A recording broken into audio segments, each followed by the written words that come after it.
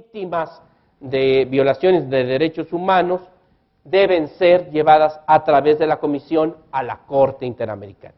Una reforma reciente al Estatuto de la Corte Interamericana para que ya el asunto radicado en la Corte tenga la participación directa de las víctimas.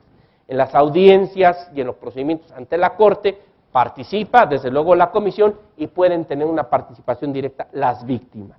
Pero el asunto debe ser sometido a la Corte vía Comisión. En la Corte Europea, sí, los individuos en particular, sí pueden plantear su caso directamente a la Corte Europea. Claro, aquí hay una limitación muy clara, que es la necesidad de agotar recursos internos. Una de las cuestiones de procedencia que se ve en excepciones preliminares, necesariamente es haber agotado recursos internos. Pues, claro, en el caso de Castañeda, ¿verdad?, que agotó el amparo y después se fue a la Corte Interamericana, o a veces simplemente no hay recurso interno, se puede ir directamente a la Comisión y después de la Comisión, si no hay arreglo, a la Corte Interamericana. Aquí vemos también, pues, de alguna manera la bondad que el sistema interamericano tiene para ir llevando a los países a un estándar de protección de derechos humanos. Los asuntos que llegan a la Corte pues ya llegan muy puliditos. Por eso es que la cuestión de hechos, la prueba de los hechos, pues es bastante benigna. Cuando ustedes ven en el análisis de la valoración de las pruebas en la Corte, pues la verdad, así como que diríamos que muy estrictos no son en la valoración de las pruebas. Notas periodísticas, chismes de vecindad, todo eso es válido para demostrar una situación, porque ya el asunto ya pasó por la Comisión. La Comisión ya analizó el mérito de esto. Y finalmente, pues ese capítulo, pues digamos que es, algunos dirán que muy dogmático, no hay una valoración realmente de las pruebas. Lo interesante son las consideraciones de derecho en las sentencias de la Corte. Adelante. Inciso I, solicita opiniones consultivas a la Corte Interamericana sobre aspectos de interpretación de la Convención Americana. Otra de las, como vamos a ver, otra de las competencias que tiene la Corte Interamericana no solo son los casos contenciosos, sino también opiniones consultivas. Esto viene también de que muchos tribunales constitucionales en el mundo tienen esa opinión consultiva. A la Corte se le pueden plantear opiniones consultivas.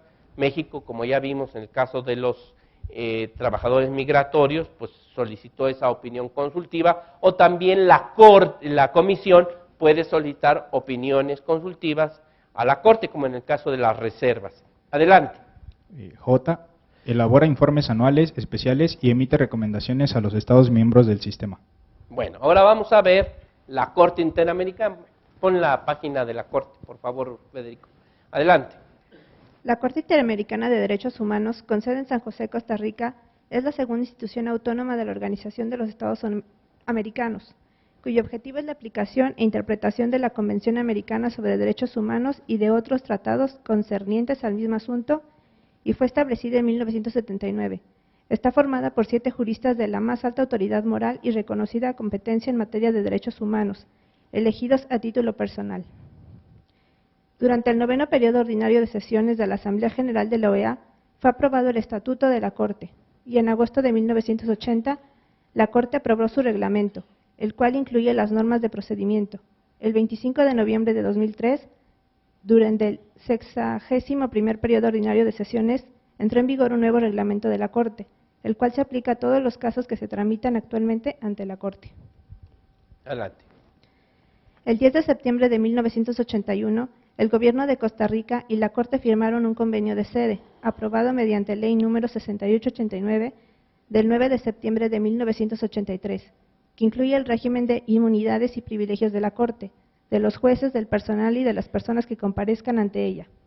Este convenio de sede está destinado a facilitar el normal desenvolvimiento de las actividades de la Corte, especialmente por la protección que da a todas aquellas personas que intervengan en los procesos, como parte del compromiso contraído por el Gobierno de Costa Rica en noviembre de 1993. Este le donó a la Corte la casa que hoy ocupa la sede del tribunal. Adelante.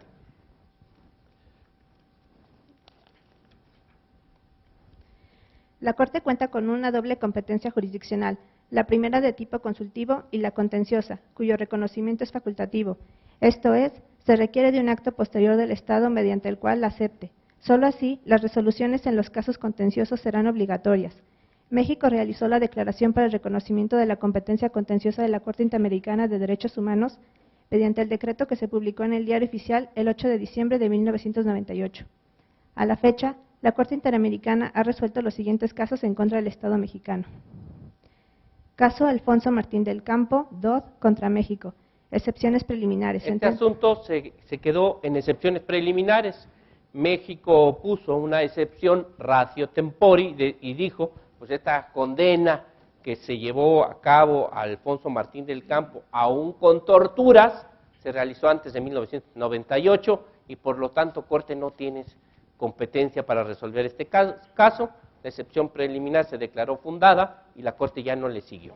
Adelante con el siguiente.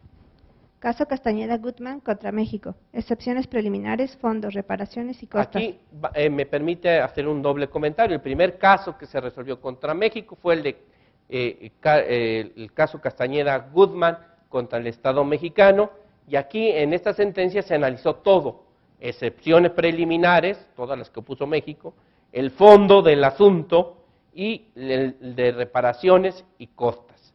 Nos queda pendiente el cumplir con esta sentencia que obliga a establecer mecanismos procesales para que se ventilen las candidaturas independientes.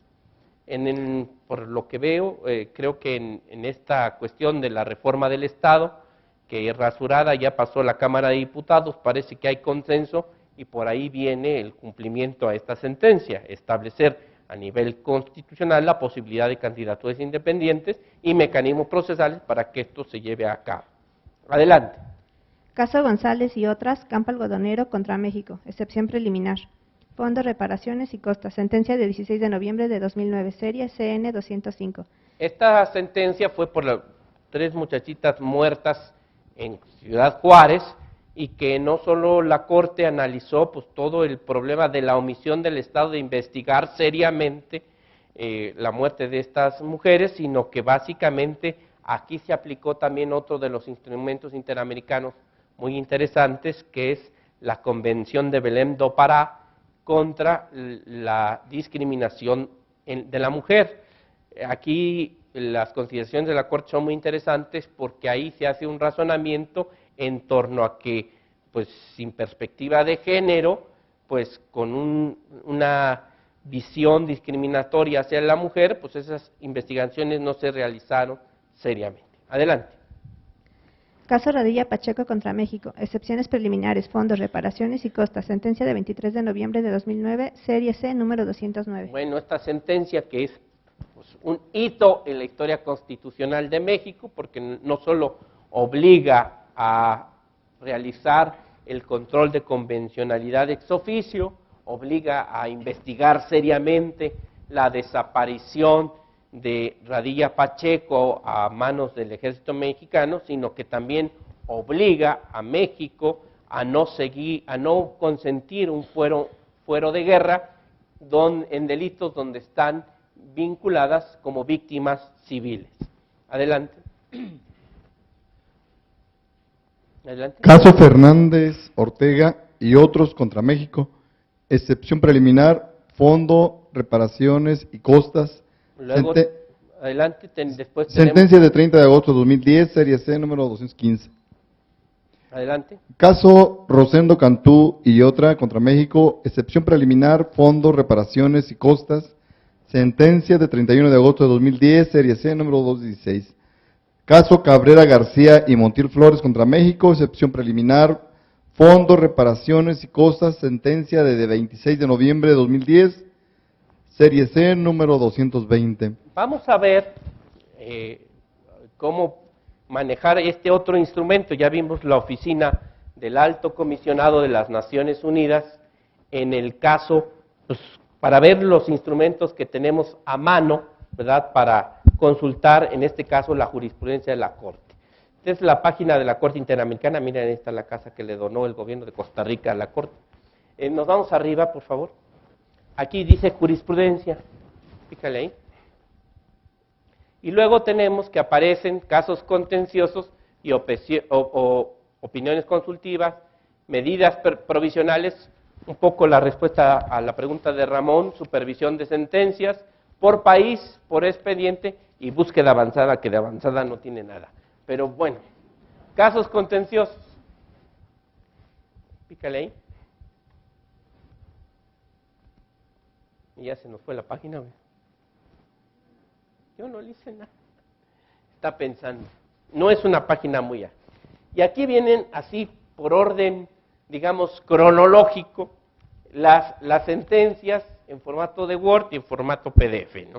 Entonces ahí pueden ir consultando la sentencia y aquí viene pues tanto el expediente como los votos, cuando dice juez fulano de tal, son los votos concurrentes en esa decisión, que es muy importante. Vámonos para arriba. Luego podemos consultar también, otra vez, jurisprudencia. Por país, vamos a ver el caso de México. Por país. Ahí sale un mapita, pues pone a México. Y son las sentencias que se dictaron contra el Estado mexicano, ¿verdad? Y eso pues permite hacer una búsqueda un poquito más rápida. Jurisprudencia, otra vez. Podemos ver también opiniones consultivas, que son pocas, pero también son muy interesantes. O aquí es más fácil porque como el tema de la consulta es muy limitado, pues ahí ya sabemos qué opina la Corte sobre un tema muy importante. Fíjense, por ejemplo, esta que es muy recurrente también, de las que se utilizan mucho para entender la competencia de la Corte. ¿Cómo deben entenderse otros tratados objeto de la función consultiva de la Corte? Como vamos a ver, la Corte no solo vigila el cumplimiento ya coactivo para los países que le reconocieron competencia contenciosa de la Convención Americana, sino también de otros instrumentos interamericanos en materia de derechos humanos, entre ellos el de la discriminación contra la mujer. El efecto de las reservas que ya vimos, la restricción de la pena de muerte, vete un poquito más para abajo. Propuesta de modificación, fíjense qué interesante este tema. Costa Rica le plantea a la Corte Interamericana que dé una opinión, la Corte Interamericana, sobre una propuesta de modificación a la Constitución de Costa Rica.